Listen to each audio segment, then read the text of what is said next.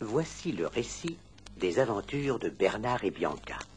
Vous pourrez le lire dans votre livre d'images en même temps que nous. Le moment de tourner la page est arrivé quand vous entendrez le son de ce petit carillon. Très loin de la ville, au fond d'une baie désolée appelée Bayou du Diable, était amarrée une vieille péniche qui semblait abandonnée. Une petite orpheline, nommée Penny, y était retenue prisonnière par deux cruels personnages. Par une nuit très sombre, Penny, qui avait enfermé un message dans une bouteille, lança cette bouteille à la mer en espérant que quelqu'un la trouverait. Un oiseau migrateur trouva en effet cette bouteille et transmit le message au peuple des petites souris qui avait créé une association d'aide et de secours appelée SOS Compagnie. Celle-ci tint une réunion pour décider des meilleurs moyens de sauver Penny. L'un des meilleurs agents féminins de la compagnie, connu sous le nom de Miss Bianca, fut très ému par le message de Penny. Monsieur le Président, je suis volontaire pour aller au secours de Penny. Mais il me faut un compagnon pour cette mission. Mais naturellement, Miss Bianca. Avez-vous une idée parmi nos agents? Eh bien, je choisis Bernard. Bernard? Le portier? Mais ce n'est pas un agent, il n'a aucun entraînement. Je suis très flatté, Miss Bianca, mais je ne suis pas... Allons, Bernard, pas de manière. En route, je suis sûre que vous allez être formidable. Bernard et Bianca finirent par obtenir l'adresse de Penny grâce à un vieux chat philosophe nommé Rufus. Pour gagner Bayou du Diable, Bernard et Bianca s'adressèrent à un vieil albatros qui exploitait lui-même sa propre ligne aérienne sur la terrasse d'un grand immeuble de la ville. Installés dans une boîte de sardines attachée sur le dos de l'oiseau, Bernard et Bianca connurent de terribles angoisses quand, peinant, boitant, soufflant et brinque-ballant, le vieil albatros prit son vol. Oh, mes amis, quelle équipée! Après 1000 péripéties, ils atteignirent enfin Bayou du Diable. Un vieux couple de rats des champs leur montra la péniche délabrée qui était amarrée de l'autre côté de la baie. Bernard et Bianca s'assirent dans une grosse feuille creuse qui ressemblait à un canot. Sur la tige, une libellule pleine d'énergie, nommée Evinrude, battait les ailes à toute allure. Le canot prit de la vitesse, emporté par cette hélice vivante. Ils atteignirent bientôt la vieille péniche. À travers le hublot, ils virent ceux qui avaient enlevé Penny. Il y avait l'affreuse Madame Médusa. Elle caressait deux énormes crocodiles qui lui servaient de chiens de garde. Ils virent aussi un gros monsieur à l'air méchant qui s'appelait Monsieur Snoops. Je veux ce diamant! Hurlait Madame Médusa en menaçant Snoops. Vous forcerez cette Penny à descendre dans la grotte du pirate dès demain. Elle seule est assez petite pour passer dans le trou de la grotte et elle doit me rapporter ce diamant unique au monde. Bernard affolé chuchota. Il faut sauver Penny sans retard, avant demain. Allons, pénétrons dans la péniche.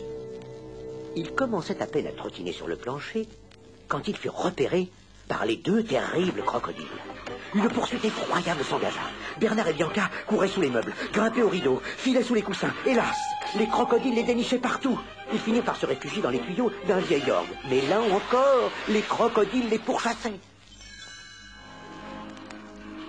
Tout ce vacarme finit par attirer Madame Médusa. À peine vit-elle les deux petites souris qu'elle poussa des cris de terreur. Ah! Des souris, Snoops! Chassez-les vite, j'ai peur! J'ai des peurs horribles des souris! Armé d'un balai, Snoops se mit à frapper le sol de tous les côtés. Madame Médusa alla chercher un fusil pour tirer dans tous les sens. Bernard et Bianca finirent par trouver un refuge sous une porte. Ils étaient sains et saufs. Bianca était épuisée et désespérée. Hélas, c'est sans espoir, ma pauvre Bianca. Qu'est-ce que de petites souris comme nous peuvent faire contre des monstres semblables? Mais Bernard, la compagnie SOS compte sur nous. Alors courage, essayons de trouver Penny. Ce soir-là, Madame Médusa fit venir Penny et lui dit: Dès demain, je l'entends bien. Tu descendras dans la grotte du pirate. Et tu ramèneras ce diamant. Sinon... Si je le fais, vous me reconduirez à mon orphelinat pour que deux gentils parents m'adoptent. demanda Penny en soupirant. Adopté? Et qui voudrait d'une pauvre enfant comme toi? Penny rêvait d'avoir une maman et un papa. Mais la méchante Médusa venait de briser son rêve. Penny retourna dans sa petite chambre pour pleurer. Elle était là à prier et sangloter quand elle entendit une petite voix qui chuchotait. Penny, écoute-nous. C'est nous qui avons trouvé ton message. Nous sommes ici pour te porter secours. Penny, étonnée, serra contre son cœur son ours en peluche et lui dit: Tu as entendu, Nounours? Notre bouteille a été retrouvée. Puis elle chercha d'où venait la voix et aperçut les deux petites souris. Oh, que vous êtes petite. Avez-vous emmené avec vous quelqu'un de plus fort? Bianca répondit en souriant: Rassure-toi, Penny, nous allons parvenir à te sauver. Avec un peu d'imagination, nous te sortirons d'ici. Le lendemain, très tôt, Madame Médusa entra dans la chambre de Penny. Allons, debout, Penny. Nous devons retrouver ce diamant dès ce matin. Bernard et Bianca se glissèrent sans bruit dans la poche du tablier de Penny. Madame Médusa et Snoops conduisirent Penny sur le rocher où se trouvait l'horrible grotte du pirate. Non, je ne veux plus descendre dans ce trou noir à nouveau.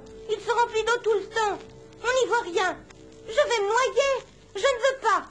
Madame Médusa, furieuse, arracha son ours en peluche des bras de Penny. Ou tu descends dans ce trou et me rapportes ce diamant, ou tu ne revois plus jamais ton cher nounours. Snoops força Penny à entrer dans un grand seau attaché à une corde et le fit glisser dans le trou profond envahi par l'eau noire de la mer. Quand le seau toucha le fond de la grotte, Bianca sortit de la poche de Penny. Bernard apparut à son tour. Courage, les filles. Une vague énorme envahit soudain la grotte. Penny dit en frissonnant. J'ai peur d'aller plus loin. C'est là que l'eau arrive en tourbillonnant. Bernard réfléchit un moment et dit: Voyons, si j'avais été un pirate, c'est justement là que j'aurais caché mon diamant. Je vais y aller. Et il commença à glisser le long du rocher gluant. Il montrait beaucoup de courage, mais en réalité, il était mort de peur. C'était bien là, en effet, que le pirate avait caché le gros diamant. Il brillait de tous ses feux au fond d'un vieux crâne horrible coincé dans le rocher.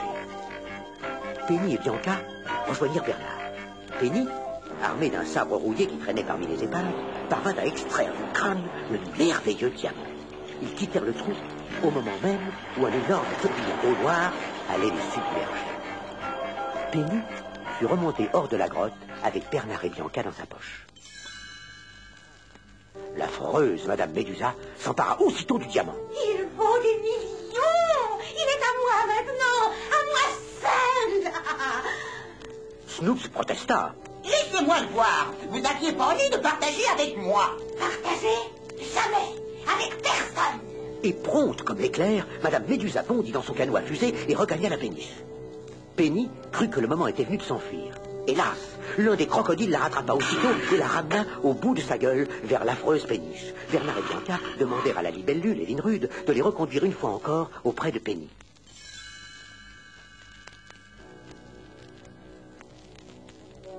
Quand les deux petites souris arrivèrent sur la péniche, elles virent que la cruelle Médusa menaçait Penny et Snoops avec un énorme fusil. Personne n'essaye de me suivre. Hurlait Médusa tout en serrant contre sa poitrine l'ours en peluche de Penny.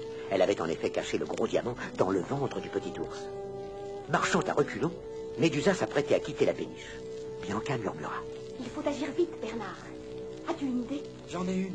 Tendons une ficelle au bas de la porte.